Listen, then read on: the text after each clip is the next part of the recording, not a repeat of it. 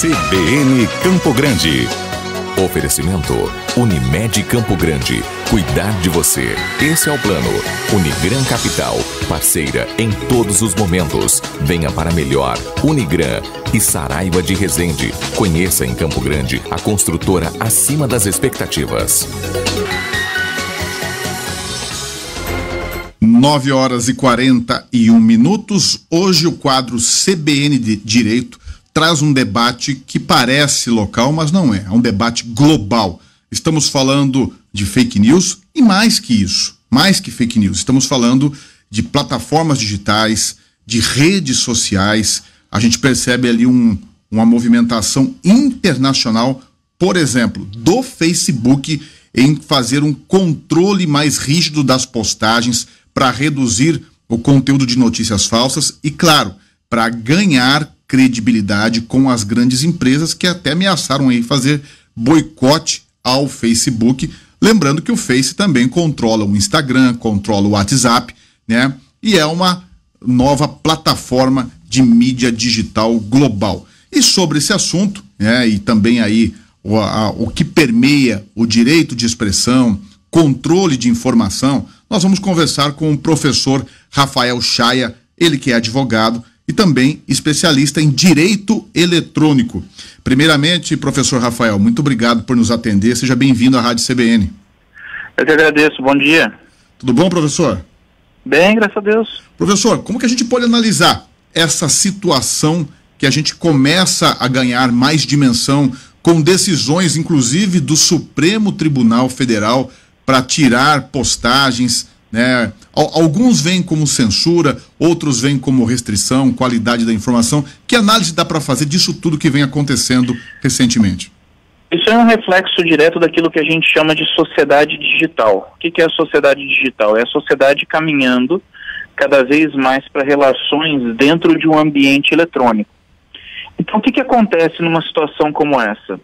A internet ela já deixou de ser um simples meio de comunicação há muito tempo e passou a ser um elemento indissociável das nossas vidas. A gente dorme vendo notificação e acorda vendo notificação. E isso faz com que as relações humanas estabelecidas nesse espaço se tornem cada vez mais complexas, o que exige também intervenções constantes do Poder Judiciário para evitar danos a terceiros. Agora, é certo que muitas das decisões que a gente tem visto, muitas vezes causam polêmica, porque a gente veio de um paradigma, né, de sociedade digital sem regulação. A internet comercial chega em 1994, 1995 no Brasil, mas a gente só foi ter as primeiras leis que regularam a internet ali em 2013 e 2014, com o Decreto 7962 e o Marco Civil da Internet.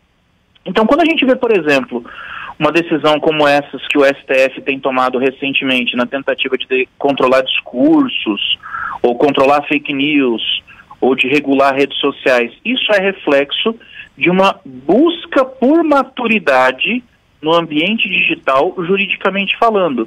Uma maturidade que nós ainda não alcançamos, diga-se de passagem.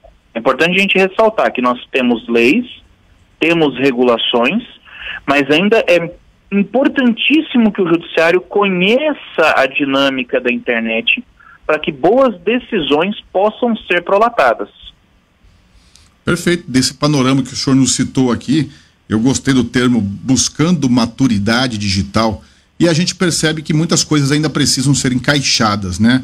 Por exemplo, com certeza, a gente viu, só para citar um exemplo, a gente pode ter milhares de exemplos aqui, a decisão, né, do STF, por exemplo, em bloquear, né, ou apagar posts ligados à política, né, no caso aí da família Bolsonaro. Aí entramos naquela polêmica, apaga-se esse post só no Brasil ou também fora do Brasil? Como que uma empresa global como o Facebook vai proceder? Tudo isso a gente não tem ainda referências, né? Essa é a busca de maturidade que eu estou mencionando para você, que a decisão, essa decisão ela busca uma solução antiga para um problema novo, se a gente fosse colocar de uma forma simples. Vamos bloquear as contas dos influenciadores digitais. Beleza, mas qual é o alcance da decisão? O alcance é o Brasil. Então, beleza, está bloqueado no Brasil. Mas o sujeito ele vai lá, entra na configuração da conta, mudou o país, ele já tem acesso à conta de novo. Ele simplesmente mexendo nas configurações da conta, ele já tem acesso. Então vamos bloquear no mundo inteiro. Mas vem cá, uma decisão no Brasil tem escopo e validade para influenciar o acesso à informação de pessoas em outros países? Até que ponto essa decisão vai estar revestida de um caráter extraterritorial? Será que de repente não é a forma de você pensar a decisão, ao invés de trazer esse entendimento de bloqueio da conta? Será que de repente não seria interessante você buscar uma outra forma de bloqueio? Ou será que de repente, agora já partindo para uma outra visão completamente diferente, corroborando discursos que remontam a 2013 e 2012 por defensores da liberdade de expressão na internet? Será que de fato o ideal para se combater notícias falsas é repressão? Ou será que o ideal para se combater a desinformação é com mais informação? Então, às vezes, a gente está simplesmente também tentando combater o problema da forma errada. Só no lado repressivo. Exatamente. Às vezes, uma ação repressiva é muito mais ineficiente do que você simplesmente trazer mais informações. É uma frase que eu acho sensacional que diz o seguinte, que a má informação não se combate com repressão, mas com mais informação. Discursos de ódio não se combatem com repressão, mas com mais discursos. Então, só quando você garante que as pessoas tenham liberdade para falar, permitindo que o judiciário haja de forma local para atender aqueles que de fato estão sendo prejudicados, é que você vai conseguir uma tutela melhor de crimes que eventualmente sejam cometidos online. O problema das fake news, por exemplo. Fake news eu acho uma situação extremamente problemática, porque o pessoal fala assim: vamos combater fake news, vamos punir as fake news, vamos criminalizar as fake news. Tá, mas o que são fake news? Se a gente for buscar etimologicamente, são mentiras travestidas de notícias, não é um boato, é mais do que um boato. É um boato que se passa por notícia. Se é algo que se passa por notícia, então, em tese, um cidadão comum não produz fake news, um cidadão comum produz boato, é diferente. No segundo ponto, qual é o objeto jurídico que a gente está debatendo aqui? Uma fake news é crime? Não é crime, mas ela pode ser. A fake news ela pode ser calúnia, ela pode ser difamação, ela pode ser injúria, ela pode causar dano moral nos termos do artigo 186 do Código Civil, ela pode representar uma denunciação caluniosa do 339 do Código Penal, caso eventualmente ela dê causa à instauração de um procedimento. Mas se eu elimino todos esses elementos da equação, se eu não considero mais a fake news como calúnia, difamação, injúria, dano moral, etc., o que sobra? Sobra o boato. E boato não é crime. Ou seja, para tudo de ruim que a fake news representa, nós já temos legislação. Nós já temos tipificações no Código Penal, no Código Civil, que podem ser utilizadas.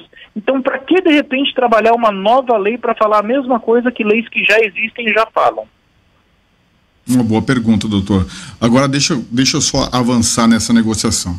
Quando a gente está discutindo toda essa questão de redes sociais, me parece hoje bastante complicado imaginar o mundo sem as redes sociais, né? A gente tem que também dar aí o voto positivo, que é a democratização das informações. Qualquer pessoa pode postar conteúdos de relevância, houve uma descentralização do ponto de vista de informação, qualquer pessoa pode ser um emissor, né, de dados, de notícias, e aí também, não dá para deixar de lado a responsabilidade social de quem está postando algo, não é isso?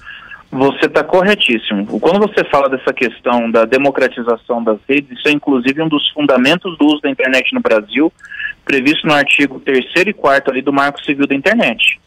Isso faz parte da natureza. Outra coisa, eu falei para você no início que nós evoluímos de uma sociedade digital, de um ambiente em que nós apenas consumimos conteúdo, para um ambiente em que a gente passou a produzir conteúdo. Esse é um momento que a gente chama de Web 2.0, que foi inaugurada no início dos anos 2000, 2001. Quem cunhou essa expressão, inclusive, foi um cientista chamado Tim O'Reilly. O cara era um cientista de web, etc. E ele passou a estabelecer que, de fato, a internet ia assumir cada vez mais um caráter participativo, uma característica essencial da sociedade digital. A gente deixou de ser consumidor de conteúdo e passou a ser produtor de conteúdo.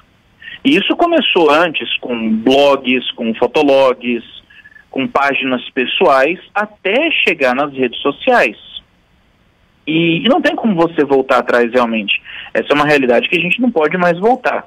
O que nos leva também a uma dicotomia. Você bateu num ponto importantíssimo. Existe a responsabilidade social, existe a questão da responsabilidade pelos conteúdos que são postados.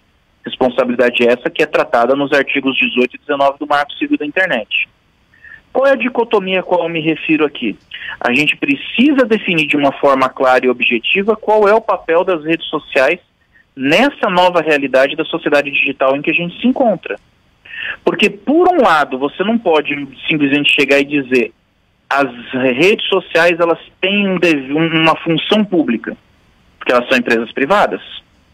Por outro lado, você também não pode simplesmente chegar e falar assim, são empresas privadas, elas fazem o que elas querem, elas colocam tudo nos termos de uso e você se submete a elas como você quiser. Também não é assim que funciona. Exatamente. Porque nós sabemos que são empresas que controlam um volume de dados e informações muito grande. Exatamente, professor. Como que a gente pode estabelecer, ou pelo menos na tua visão, esse regramento, né? Olha, eu estou no Facebook ou estou no Instagram. Hoje a gente sabe que tem muitas pessoas que vivem, né, e sobrevivem e transformaram isso em profissão, não só para divulgar, mas para divulgar produtos, mas para divulgar outras coisas também, pensamentos, raciocínios, projetos. Né? A gente sabe da dimensão das redes sociais hoje, até religião, por que não? Enfim, a amplitude do que se é propagado e divulgado hoje nas redes sociais, mas eu tenho que obrigatoriamente me submeter a um regramento de uma empresa privada, mas com contexto social. Como que o senhor avalia tudo isso? Olha, eu sou da opinião que nós já temos hoje bons instrumentos jurídicos que permitem aí o livre exercício da manifestação de pensamento num ambiente digital. Eu creio que as empresas, elas podem adequar os seus regramentos, sim, ao regramento jurídico do país em que elas atuam. Isso é uma questão básica de territorialidade. Então, por exemplo, se o Facebook atua no Brasil, ele tem que estar de acordo com as leis brasileiras. Se o Google atua no Brasil, ele tem que estar de acordo com as leis brasileiras. Eu creio que para o Facebook ou para o Google poderem controlar qualquer conteúdo, etc. e tal, só se houver uma violação à legislação brasileira. Porque a gente está falando de manifestação de liberdade de expressão, liberdade de pensamento. E creio que regras particulares no diapasão das redes sociais não podem se submeter à ideia simplista de que é uma empresa privada, eles deixam falar sobre o que quiser. Porque, como você mesmo falou, já existe uma função social intrínseca muito forte. E muitas dessas redes sociais trouxeram para si essa função social. Não foi algo que foi atribuído a elas. Elas assumiram essa função.